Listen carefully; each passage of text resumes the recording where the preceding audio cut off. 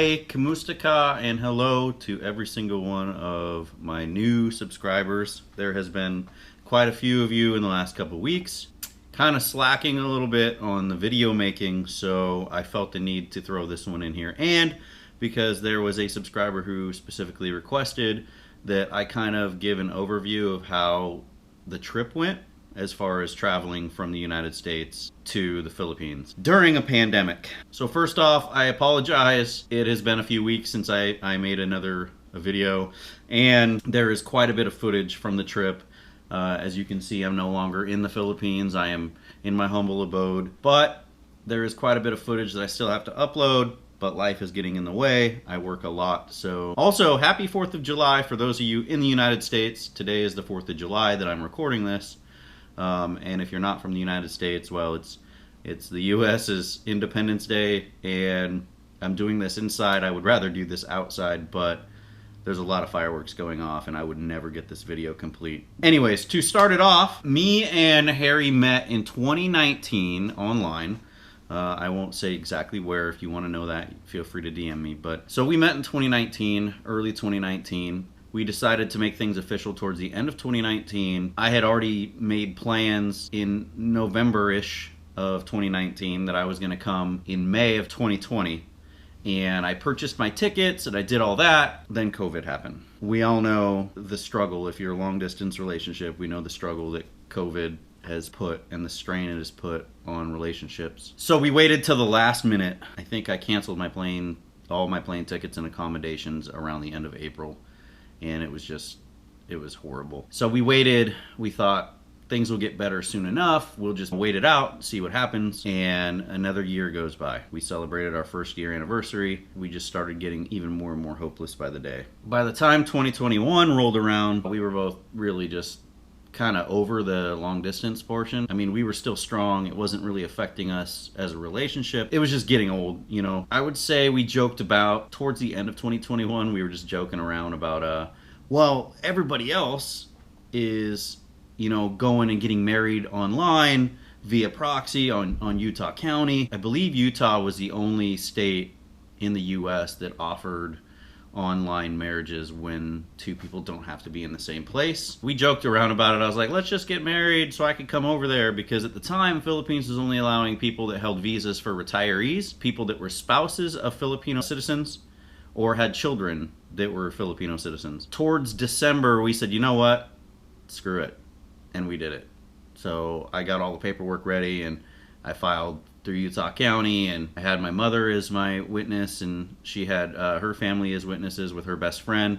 And the video is up, prior video. It's definitely already on my YouTube, so you can go back and check that out if you missed it. Once the marriage was done, then we had to file a very thick packet of information called a report of marriage. And that was to go to the Philippine consulate in our local area. And since I'm on the west coast of the United States, our local area was San Francisco, California. So I sent everything down there, and it was about a 6-month turnaround is what they were saying until that got approved. So basically what the report of marriage does is it makes the marriage legal in both countries. So it's legal here because we have a marriage license from here, but the Philippines doesn't really. So they do honor it as a marriage, but you still have to go through their process in order to make it solidified. Reporting it to the Philippine consulate allows her to go get a PSA copy of a marriage license through the Philippine government. We are now officially approved for ROM. We are just currently waiting. It is 6 months, they said, after you're approved before she could go to get a PSA copy. We're still waiting on that. That's a few months away. So once we filed for the ROM, I immediately bought my plane tickets. So we were married in December, and I had already had this trip planned and ready to go for March. I was not playing around anymore. So we reported the marriage, got to looking at all the requirements for this trip. My goodness, it is a lot if you're trying to leave the US. Now, I know since I have traveled a couple months ago, it is significantly different in how they do things. That they've kind of changed a little bit here and there, and I'll explain a little bit of what I heard. But for me, I had to buy my plane tickets. We were still supposed to quarantine at the time, which kind of frustrated me a little bit. She's in a different province, okay, and you can only fly into Manila. So what we were gonna do is I was gonna fly into Manila. I was gonna quarantine for their 10 days or whatever they wanted me to do. I believe it was 10 days at the time. I was going to do my quarantine in a quarantine facility, so I set that up already. You couldn't leave the airport without having a quarantine facility ride. So you had to get a van from the quarantine facility. So I set all that up. I set up the quarantine facility. They make you buy your tickets and everything before you go through some of these requirements, which I think is just ridiculous. So I got my quarantine facility. You're supposed to set up your own RT-PCR test or PCR test. I can't remember what they were doing. You're supposed to set it up yourself on the last day. Even though it's a quarantine facility, they may or may not do it. So I set that up. At the end of my quarantine facility, I bought tickets for her to fly from her region to Manila to meet me. We were going to fly from Manila back to her province, spend time with her family, and then towards the end of my stay, we were going to get back on a plane, fly back to Manila, stay in a hotel, a really nice fancy hotel, and then once we were at the end of our trip, I was going to fly home, and then she was going to fly back to her province. So that was a lot of rearranging and planning, and all the while, the Philippines government decided that they were going to open the borders to tourists that were fully vaccinated. And at the time, fully vaccinated constituted your first and second dose. And I was like, great.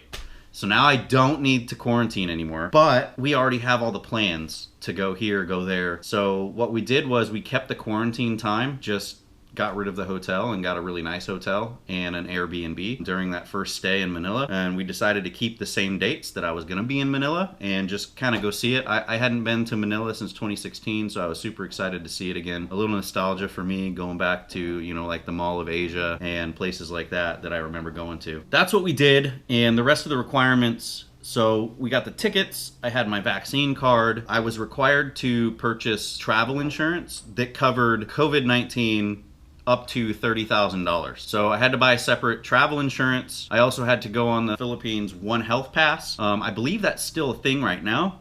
One Health Pass will have your vaccination status. You'll have to complete requirements to them, and that's where you can get your COVID results, blah, blah, blah. So that was a requirement. I'll be posting somewhere up here what they all look like as I'm talking about them so you understand. So travel insurance, my tickets, my vaccine card, my passport, a One Health Pass, and then I also had to get the Trace app. If you're not familiar with the Trace app, Philippines is doing this kind of tracing, COVID tracing. If you're trying to fly within the bounds of the Philippines, you must have Trace app. Once you get off your flight into a new province or a new territory, they will have you scan your app. It gives you a QR code. Problem is you must have a Philippine address in order to have the Trace app, even though they say it's for foreign nationals. I'm telling you right now, make sure you have a Philippine address. It would not let me add an American address. It just won't. It is pre-displayed with a Philippine area code, the +63. Only the regions in the Philippines on it. You can't drop down and say USA. So I'm just saying, make sure you have a Philippine address. I used hers because that's where I was going to be staying. So technically we weren't lying. They took it just fine. Once I left my home state with all this paperwork, I flew down to San Francisco, and that is where I got on my international flight that took me to Manila. When I got to the counter at Philippine Airlines, by the way, that is who I took, I asked them if they had any upgrades because Philippine Airlines only does like a bidding war. If you want to upgrade your seat from economy to business or first class, you have to bid. I'll give you this much money and see if you take it, pretty much. And I asked them if they had another one more business class seat at all, and they did. They had one more, and they charged me a lot, but I paid for it. The only thing they did, they checked my temperature while I was there before I could board the plane. They checked my temperature, they checked my vaccine card, they checked my travel insurance, and they checked my One Health Pass. A lot of people didn't have One Health Pass, so they were getting held up. They were being taken off to the side. The only other requirement that I needed, and I forgot to bring this up, and I apologize, there's just a lot that we had to do, is I had to get an RT-PCR test within 48 hours of flying. Now, here in the United States, to try to find an RT-PCR, which is like the stoutest one you could get, it's very expensive. I couldn't find one through my insurance, so I ended up paying about $299, which is probably about 17,000 peso. That's about what I paid, and I got my results within about 45 minutes, which was cool. So I brought those too, and that is what they asked me before I boarded. They wanted to see that as well. Once I got to the Philippines, it was basically come here, go this way. You can kind of see it in my last video, one of my last videos, where I'm kind of being guided by the Philippine Coast Guard. They take you to a kind of an immigration booth. There they check my return ticket, they check my passport, they check my vaccine card, they check the One Health Pass, my travel insurance, and my